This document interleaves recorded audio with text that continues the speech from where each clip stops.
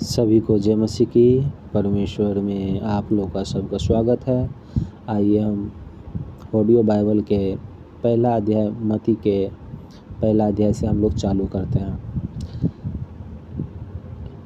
Abraham की संतान, दाऊद की संतान, यीशु मसीह की संतान की वंशावली। यीशु मसीह की वंशावली बताया जा रहा है। अब्राहम से इसहाक उत्पन्न हुआ और इसहाक से याकूब उत्पन्न हुआ, याकूब से यहूदा उत्पन्न हुआ और यहूदा उसके भाई उत्पन्न हुए।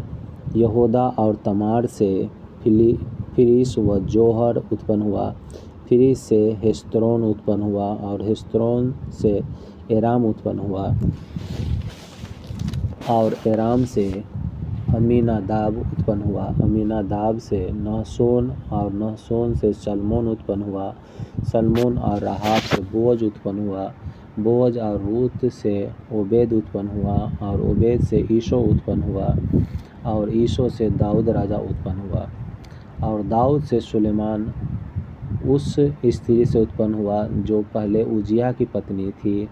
सुलेमान से रहबाम उत्पन्न हुआ, रहबाम से अबिय्याह उत्पन्न हुआ और अबिय्याह से आसा उत्पन्न हुआ। आसा से यहोशाफात उत्पन्न हुआ, यहोशाफात से योराम उत्पन्न हुआ और योराम से उजियाह उत्पन्न हुआ। उजियाह से योतान उत्पन्न हुआ, योतान से आहाज उत्पन्न हुआ और आहाज से हिजकिय्याह उत्पन्न हुआ। हिजकिय्याह से मनश्शेह उत्पन्न हुआ और मनश्शेह से आमोन उत्पन्न हुआ और आमोन से योशिय्याह उत्पन्न हुआ। और बंदी होकर बेबीलोन जाने के समय में योशिय्याह से यकुन्याह और उसके भाई उत्पन्न हुए। बंदी होकर बेबीलोन पहुँचाए जाने के बाद यकुन्याह से सालतिएल उत्पन्न हुआ और सालतिएल से जरुब्बाबिल उत्पन्न हुआ और जरुब्बाबिल से अबीहूद उत्पन्न हुआ। अबीहूद से एल्याकीम उत्पन्न हुआ और एल्याकीम से अजोर उत्पन्न हुआ और अजोर से सदोक उत्पन्न हुआ। सदोक से आखीम उत्पन्न हुआ और आखीम से एलीहूद उत्पन्न हुआ। एलीहूद से एलियाजर उत्पन्न हुआ। एलियाजार से मत्तान उत्पन्न हुआ और मत्तान से याकूब उत्पन्न हुआ। याकूब से यूसुफ उत्पन्न हुआ जो मरियम का पति था और मरियम से यीशु उत्पन्न हुआ जो मसीह कहलाता है। इस प्रकार से अब्राहम से दाऊद तक 14 पीढ़ियाँ हुई और दाऊद से बेबीलोन को बंदी बना होकर पहुँचाए जाने तक 14 पीढ़ी हुई और बंदी होकर के बेबीलोन को पहुँचाए जाने के समय से मसीह तक का 14 पीढ़ी हुई। यहाँ तक 14 दूना 28, 14 तिया 42 पीढ़ी पे जाकर यीशु मसीह आते हैं। उससे पहले अगर आदम को देखा जाए, अब्राहम से पहले आदम को देखा जाए तो आदम से अब्राहम तक 21 पीढ़ी होती है। हालेलुया। और अब हम देखते हैं यीशु मसीह का जन्म। प्रभु यीशु मसीह का जन्म इस प्रकार से हुआ कि जब उसकी माता मरियम की मंगनी यूसुफ के साथ हो गई तो उनके इकट्ठा होने से पहले ही वह पवित्र आत्मा की ओर से गर्भवती हुई पाई गई। अतः उसके पति यूसुफ ने, जो धर्मी था परमेश्वर का और उसे बदनाम करना नहीं चाहता था, उसे चुपके से त्याग देने का विचार किया। जब वह इन बातों के सोच ही में था तो प्रभु का स्वर्गदूत उसे स्वप्न में दिखाई देकर कहने लगा, हे यूसुफ, दाऊद की संतान, तू अपनी पत्नी मरियम को अपने यहाँ ले आने से मत डर, क्योंकि जो उसके गर्भ में है वह पवित्र आत्मा की ओर से है। वहाँ पे यूसुफ डर रहा था कि शायद वो गलत औरत है, लेकिन ये सोच कर वो सो रहा था और वो सोच रहा था कि मैं अपने घर वाले को छोड़ दूँगा क्योंकि वो गलत औरत है। तो परमेश्वर की आत्मा उसे स्वप्न में दिखाता है कि तू ये मत डर कि वो गलत औरत है, बल्कि ये पवित्र आत्मा के द्वारा उसके घर में बच्चे ठहरे हैं। वह पुत्र जनेगी और तू उसका नाम यीशु रखना, क्योंकि वह अपने लोगों का उनके पापों से उद्धार करेगा। यीशु मसीह के बारे में कहा गया। यह सब इसीलिए हुआ कि जो वचन प्रभु ने भविष्यवक्ताओं के द्वारा कहा था वह पूरा हो, देखो, एक कुमारी गर्भवती होगी और एक पुत्र जनेगी और उसका नाम इम्मानुएल रखा जाएगा, जिसका अर्थ है परमेश्वर हमारे साथ है। तब यूसुफ नींद से जागकर प्रभु के दूत की आज्ञा के अनुसार अपनी पत्नी को अपने यहाँ ले आया। पहले उसके मन में शक था कि वो गलत औरत होगी, लेकिन जब परमेश्वर की आत्मा स्वर्गदूत ने उन्हें स्वप्न में बताया कि वो गलत औरत नहीं है, बल्कि भविष्यवक्ताओं ने भविष्यवाणी जो किया है कि कुमारी गर्भ से वो बच्चा जन्मेगा, वही बच्चा ये इनके पेट में है जो यीशु मसीह है। और जब तक वह पुत्र न जनी तब तक वह उसके पास न गया। जब तक प्रभु यीशु मसीह का जन्म न हुआ तब तक वो पति पत्नी एक साथ नहीं सोए, और उसने उनका नाम यीशु रखा। हालेलुया। आइए मत्ती के दूसरा अध्याय में हम लोग चलते हैं, जहाँ ज्योतिषों का आगमन होता है। हेरोदेस राजा के दिनों में जब यहूदियों के बैतलहम में यीशु का जन्म हुआ, तो पूर्व से एक ज्योतिषी यरूशलेम में आकर पूछने लगे, यहूदियों का राजा जिसका जन्म हुआ है कहाँ है? क्योंकि हमने पूर्व में उसका तारा देखा है और उसको प्रणाम करने आए हैं। जब प्रभु यीशु मसीह का जन्म हुआ था तो ज्योतिषों लोग जो है प्रभु यीशु मसीह को प्रणाम करने के लिए आया था। वो कैसे, उस समय फ़ोन टेलीफोन नहीं था, वहाँ पे कोई चिट्ठी लेकर के नहीं गया था, लेकिन वो तारा को उन्होंने पढ़ा था, जिसको हम लोग जानते हैं कि राशि, वो तारा को पढ़ाई इस तरह से पढ़े हुआ था कि वो उस तारा को पढ़ाई को पढ़ते हुए, उस तारा के देखते हुए वो जान गया था कि मसीहा का जन्म कहाँ पे कब होगा, और वो तारा को मेल को देख करके उस जगह पे वो देखते हुए पहुँच गया जहाँ पे प्रभु यीशु मसीह का जन्म हुआ था। और वहाँ के राजा से जब ये पूछा तो राजा डर गया कि अरे हमारा पद कोई और लेने वाला है क्या। लेकिन उन्होंने छल किया उसके साथ, उस ज्योतिषों के साथ, और सोचा जो कि जब ये बात जान जाएगी कि कहाँ पे है तो मैं वहाँ जा कर के उसको मैं मार दूँगा ताकि वो राजा न बने। लेकिन आगे क्या होता है वो आगे देखते हैं।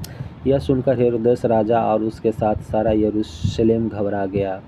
तब उसने लोगों के सब प्रधान याजकों और शास्त्रियों को इकट्ठा करके उनसे पूछा, मसीह का जन्म कहाँ होना चाहिए? वहाँ के जो राजा था वो सारे शास्त्रियों से पूछा कि मसीह का जन्म कहाँ होना चाहिए। उन्होंने उससे कहा, यहूदियों के बैतलहम में, क्योंकि भविष्यवक्ता के द्वारा यूँ लिखा गया है, हे बैतलहम, तू जो यहूदा के प्रदेश में है, तू किसी भी रीति से यहूदा के अधिकारियों में सबसे छोटा नहीं, क्योंकि तुझ में से एक अधिपति निकलेगा जो मेरी प्रजा इजराइल की रखवाली करेगा। प्रभु यीशु मसीह का जो जन्म होना था जहाँ पे, वो बहुत सारे लोग जानते थे, और वो बैतलहम में जन्म होगा, यहूदा के वंश में जन्म होगा, दाऊद के नगर में जन्म होगा। ये सारी भविष्यवाणी पहले कर दी गई थी। और वो जब उस राजा पूछा तो उन्होंने कहा बैतलहम में जन्म होने वाला है। तब हेरोदेस ने ज्योतिषों को चुपके से बुलाकर उनसे पूछा कि तारा ठीक किस समय दिखाई दिया था, और उसने यह कहकर उन्हें बैतलहम भेजा, और उन्हें भेजा बैतलहम में, क्योंकि बैतलहम में ही भविष्यवाणी हुई थी कि उस बैतलहम में जन्म लेगा। और उस यीशु मसीह के बारे में जो उनके जन्म से काफ़ी दिनों पहले ही बता दिया गया था कि वो कुमारी गर्भ से जन्म लेगा। और पुराने नियम में जो है उनको 44 बार बताया गया है कि यीशु मसीह के बारे में बताया गया, और वो कहाँ जन्म लेंगे, और कैसे वो दुख उठाएंगे, वो क्या क्या करेंगे, कैसे वो मुर्दे में से जीवित हो उठेंगे, कैसे हमारे पापों के लिए मारे जाएंगे, वो सारे बातें 44 बार बताया गया। हालेलुया। जाओ उस बालक के विषय में ठीक ठीक मालूम करो, और जब वह मिल जाए तो मुझे समाचार दो, ताकि मैं भी आकर उसको प्रणाम करूं। वो राजा कहता है कि जाओ उसके पास और अच्छे से सुसमाचार लेकर आओ ताकि मैं भी प्रणाम करूं। लेकिन वो छल करना चाह रहा था, क्योंकि वो चाहता था कि वो बच्चे को हम मार दें और हमारा राजगद्दी न ले।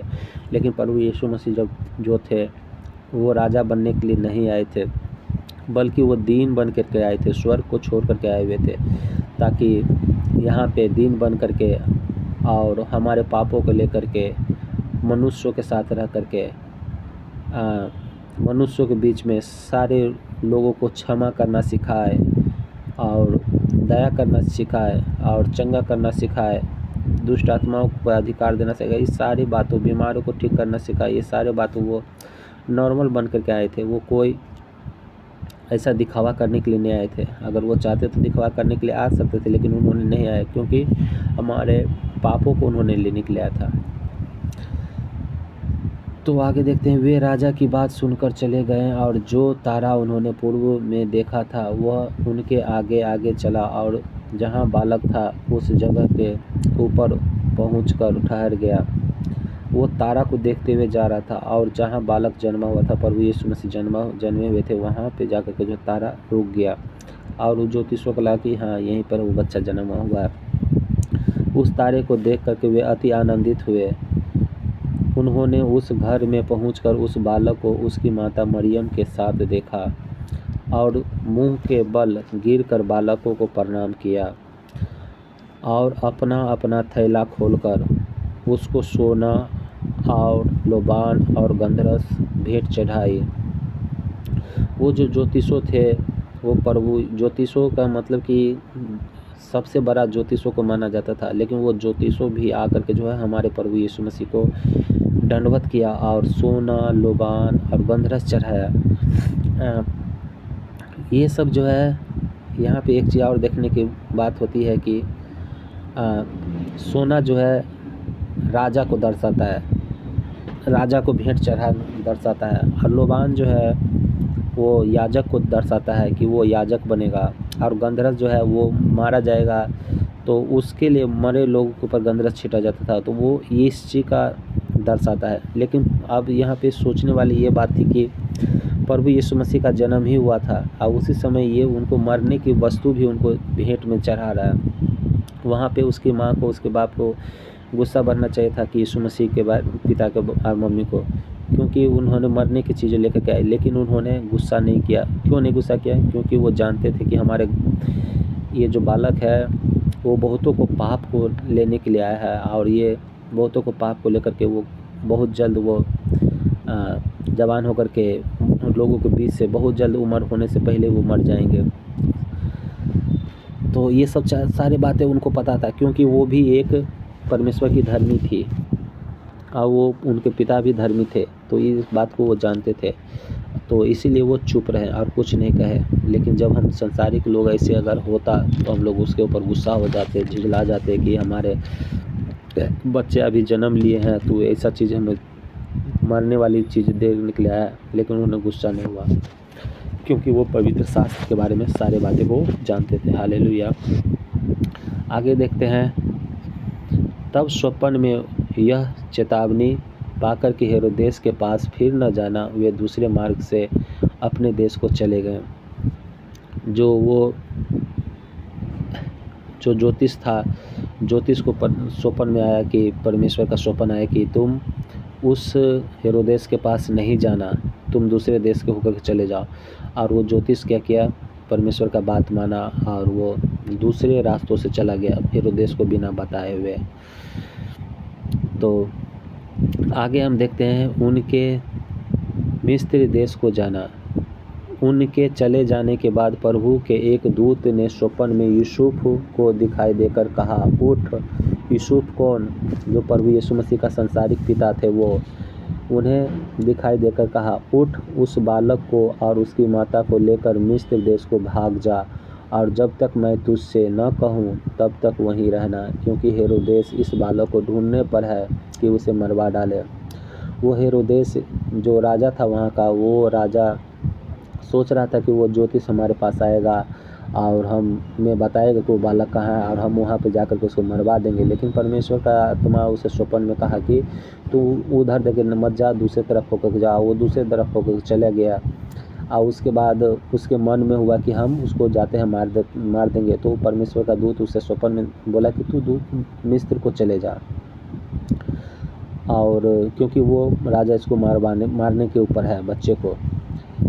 तब वो रात ही को उठकर बालक और उसकी माता को लेकर मिस्र को चल दिया और हेरोदेस के मरने तक वहीं रहा, इसलिए कि वह वचन जो प्रभु ने भविष्यवक्ताओं के द्वारा कहा था पूरा हो, मैंने अपने पुत्र को मिस्र से बुलाया। प्रभु यीशु मसीह के जन्म होने से काफ़ी दिन पहले ही बता दिया था। भविष्यवक्ताओं ने भविष्यवाणी में कहा था कि परमेश्वर अपने पुत्र को मिस्र से बुलाया। अब उनका बच्चा तो बैतलहम में जन्मा, तो एक भविष्यवाणी पूरा हुआ कि बैतलहम में दाऊद के नगर में वो जन्मा, और दूसरा भविष्यवाणी ये पूरा हो रहा है कि वो अपने पुत्र को मिस्र से बुलाया। तो जब तक ये राजा प्रभु यीशु मसीह को मारने के लिए नहीं उकसता, गुस्सा होता, इसको नहीं ढूंढता, तो वो मिस्र नहीं जाते। अब मिस्र नहीं जाते तो वो भविष्यवाणी कैसे पूरा होता कि मैं अपने लड़के को मिस्र से बुलाया। तो इसीलिए आप यहाँ पे एक चीज़ और सोचने और देखने वाली बात है कि इस हेरोदेस का जन्म भी नहीं हुआ होगा, उसके बाप दादा का भी जन्म नहीं हुआ होगा, तभी ये भविष्यवाणी हो गया था कि एक आदमी मारने के लिए, इस बच्चे को मारने के लिए उठेगा, और इसके लिए जगह निर्धारित कर लिया गया था कि वो मिस्र को जाएगा, और मिस्र से जब वो आदमी मर जाएगा और राजा, तो मिस्र से हम अपने बेटे को वापस उस नगर में बुलाएंगे। जब हेरोदेस ने यह देखा कि ज्योतिषों ने उसके साथ धोखा किया है, तब वह क्रोध से भर गया और लोगों को भेजकर ज्योतिषों द्वारा ठीक ठीक बताए गए समय के अनुसार बैतलहम और उसके आसपास के स्थानों के सब लड़कों को जो 2 वर्ष के या उससे छोटे थे मरवा डाला। जितने बच्चे थे उस सब को मरवा डाला, वो क्रोध में आकर के कि हमारा राजगद्दी न चला जाए। लेकिन इसको क्या पता कि भविष्यवाणी के अनुसार सारे बातें हो रहे हैं। तब जो वचन यिर्मयाह भविष्यवक्ता के द्वारा कहा गया था वह पूरा हुआ। रामाया में एक करुण नाद सुनाई दिया, रोना और बड़ा विलाप। राहेल अपने बालकों के लिए रो रही थी और शांत होना न चाहती थी, क्योंकि वे अब नहीं रही। ये जो हेरोदेस बच्चे लोग को मरवाया, तो इसके बारे में भी जो है यिर्मयाह भविष्यवक्ता जो है भविष्यवाणी ये चीज़ की कर दिया हुआ था कि ऐसे ऐसे होगी। हालेलुया। आगे देखते हैं। हेरोदेस के मरने के बाद प्रभु के दूत, जब हेरोदेस राजा मर गया, उसका प्रभु के दूत ने मिस्र में यूसुफ, जो प्रभु यीशु मसीह के संसारिक पिता थे, यूसुफ को स्वप्न में दिखाई देकर कहा, उठ, बालक और उसकी माता को लेकर इजराइल के देश में चला जा, क्योंकि जो बालक के प्राण लेना चाहते थे वो मर गए।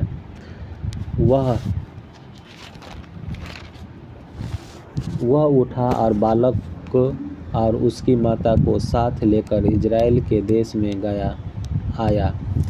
परंतु वह सुनकर कि अरखिलाउस अपने पिता हेरोदेस की जगह यहूदिया पर राज कर रहा है, वहां जाने से डरा। फिर स्वप्न में परमेश्वर से चेतावनी पाकर गलील प्रदेश में चला गया। वो वहां जाने से डरा, लेकिन परमेश्वर फिर उसे स्वप्न में कहा कि तू जा। तो वहां पे वो गलील प्रदेश में चला गया और नासरत नामक नगर में जा बसा, ताकि वचन पूरा हो जो भविष्यवक्ता ने के द्वारा कहा गया था, वह नासरी कहलाएगा। आप लोगों ने कई बार सुना है कि यीशु नासरी, यीशु तो यीशु का नाम हुआ, नासरी मतलब वो नासरत नगर गांव से थे। तो भविष्यवक्ताओं ने उनके जन्म से कई साल पहले उन्होंने कह दिया कि वह नासरी कहलाएगा। तो वो नासरी कब कहलाता? जब तक कि वो नासरत नगर में नहीं जाता तो वो नासरी कैसे कहलाते? इसीलिए उनको नासरत नगर में जाना पड़ा उस राजा के बेटे के डर से। तो ये केवल डर नहीं है, ये एक परमेश्वर की ये एक प्लानिंग थी कि ऐसे ऐसे करके ये होगी, और सारे भविष्यवाणी को पूरा होना था। इसीलिए वो मिस्र को लेकर गए, फिर मिस्र से नासरत नगर गांव में लेकर के आए, ताकि वो भविष्यवाणी पूरा हो कि वो अपने बेटे को मिस्र से बुलाया। फिर वो यीशु नासरी कहलाया, और हम लोग कहते हैं ना यीशु नासरी के सामर्थ्य नाम में, तो वो उसी तरह से हम लोग कहते हैं यीशु नासरी के सामर्थ्य नाम से। Okay, thank you. अगला अध्याय हम अगले दिन में देखेंगे। तीसरा अध्याय से हम अगले चैप्टर में देखेंगे। Hallelujah. God bless you all. परमेश्वर आप सबको आशीष करे। परमेश्वर आप लोग को किसी भली वस्तु की घटी न रहने दे। आपको हर एक बीमारी, हर एक दुर्बलताओं से, हर एक कमजोरी से आपको आपके घर आने को परमेश्वर सुरक्षा दे, और हर एक नशा, झगड़ा, लड़ाई से, नज़र गुजर, जादू टोना, तंत्र मन से छुटकारा हमेशा देते रहें। और प्रभु का अनुग्रह, प्रभु का दया, शांति, प्रेम आप सभी के ऊपर बना रहे यीशु के नाम से। आमीन आमीन। हालेलुया।